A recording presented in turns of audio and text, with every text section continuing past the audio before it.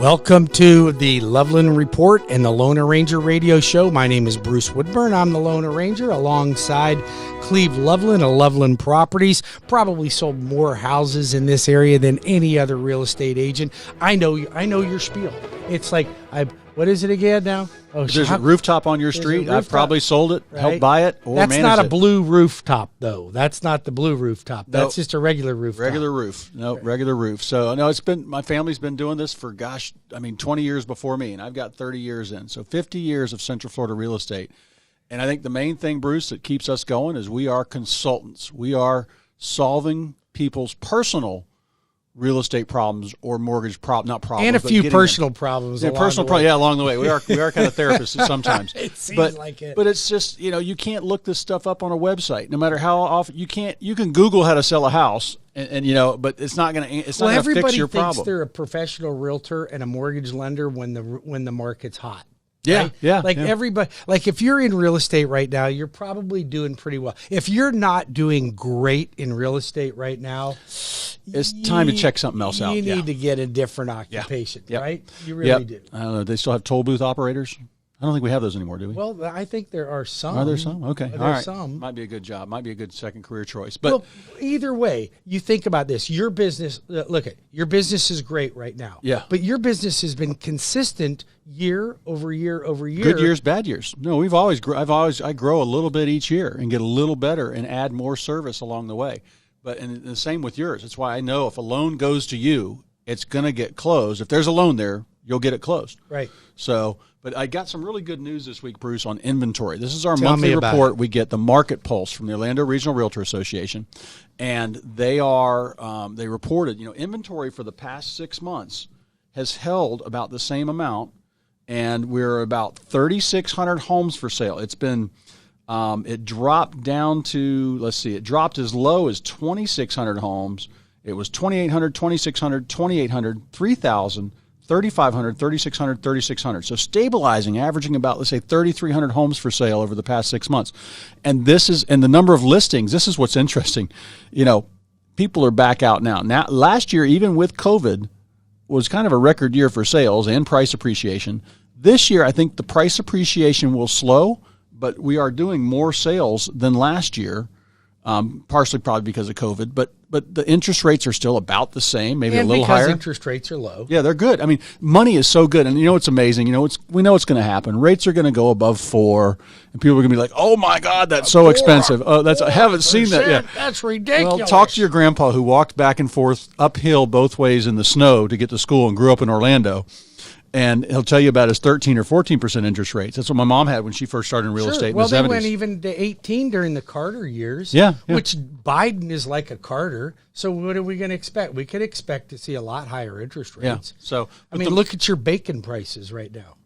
I haven't checked that lately. Is that a problem? I eat bacon. You don't eat bacon. I eat bacon, but I haven't. It's not something I pick up every week at the grocery store. Well, I don't either because I can't afford bacon. It's gone up 23%, really? Right? And I can't put gas in my car anymore. Now I know I'm going to Wendy's. I went from $1.98 a gallon to $3.75 a gallon. Yeah. It's ridiculous. Yep. So right?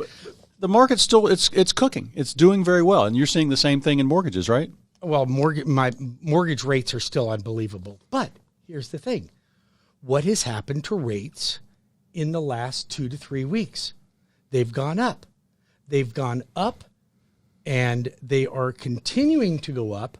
We saw this week, we saw a couple of good days, but in the last 2 weeks, there's been almost all bad days on the bond market, which drove interest rates up. We lost 160 basis points in 2 weeks and lost about another 30 basis points this week.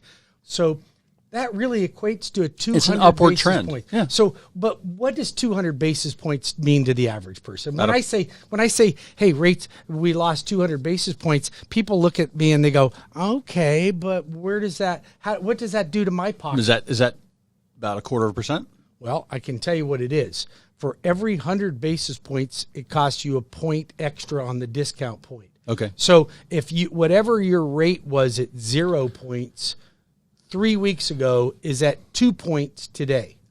That's pretty substantial on a $300,000 house. That's a $6,000 difference. Yeah. Now, many people would say, well, I don't want to pay points. So you don't have to pay points.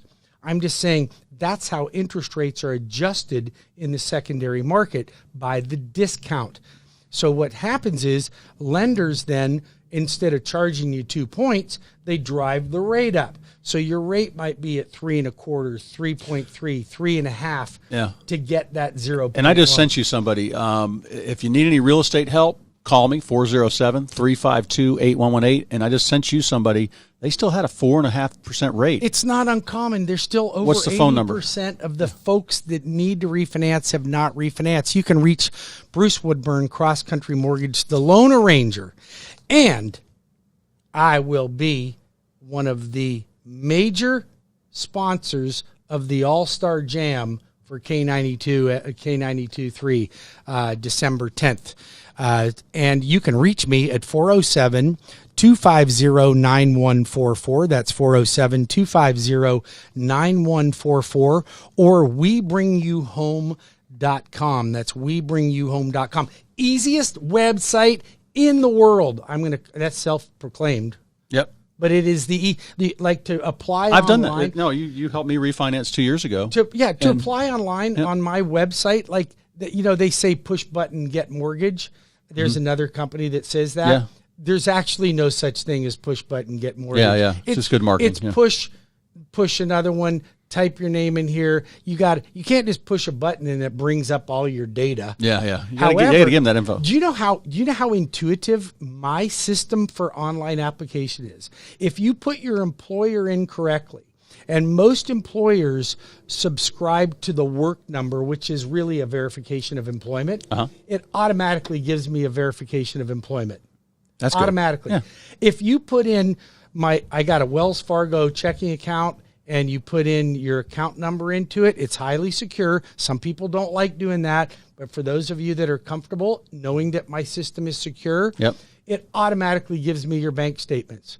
So I've got your employment and your bank statements ready to go. And this is the difference. I mean, the main thing is once you get that info, you can see what's best for them. And you can say, hey, let's get your credit straightened up here. Let's do these 3 things on your credit. Get your score from 680 to 720 in the next 5 weeks.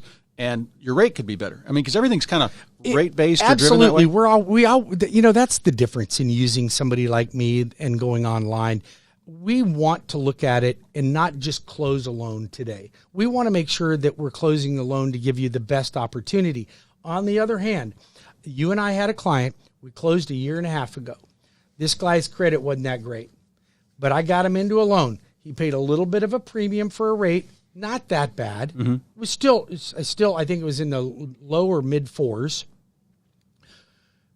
but I got him into the house. Yep. He kicked and screamed about the private mortgage insurance. I'm refinancing him today, getting rid of the private mortgage insurance, lowering his rate. His score went up. And here's the clincher. He made $60,000 in 1 year on the house. And just over a year. 18 months, a little less than a year and a half. Yeah. But, so now, would it have been better to wait till now, till his credit got up? Yep. Or buy then? So when I say buy now, it's because houses are going to continue to go up in price. They're not going down. No. Make the money. I'll get you better later. If your credit isn't perfect right now. We'll get into it now. I remember talking to some people after 2008 and all the muck we dug through with thousands of foreclosures out there and the market tanking. Our median price went from $225 down to $90, and everything was in foreclosure. Nobody was buying anything. Everybody had bought too many homes. Just about everybody had 3 rentals in their or 3 flips they were trying to do, and it backfired on them. And it still climbed. I mean, I've had some people say, "Oh, I'm not buying again. It's going to do it again." I'm like, "But if you stay in the home or you hold it for a long time, buy and hold real estate is the best way to become a millionaire." In fact, we've got our wealth building class. Well, we did that we did it this week, and we'll announce our next one. But that's how people can figure out. You and I share how to build a real estate portfolio, how to get it paid off, and how to basically retire wealthy. And you know what? Here's the thing about that class and how you and I teach building wealth in real estate. There's no gimmicks. There really isn't any gimmick. We don't even have anything to sell. We didn't produce a CD, a workbook, other they have to download some pages to go through the system with us.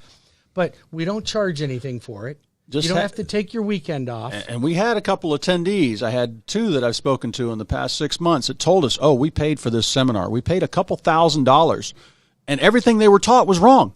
It was the wrong way to do things. They ended up doing it our way. And they did it our way, and they've already made money. And it cost them nothing. And they stopped paying that coaching company, thank goodness. I mean, it's not – I mean, there's people out there, I want to say pray. They do educate you, but it's their way of doing things. And if they did it so well, why are they charging? Why aren't they sharing the info? Here's the way I got it figured. I'm not the smartest guy. I tell everybody out there I dropped out of school in the 10th grade. I got my GED.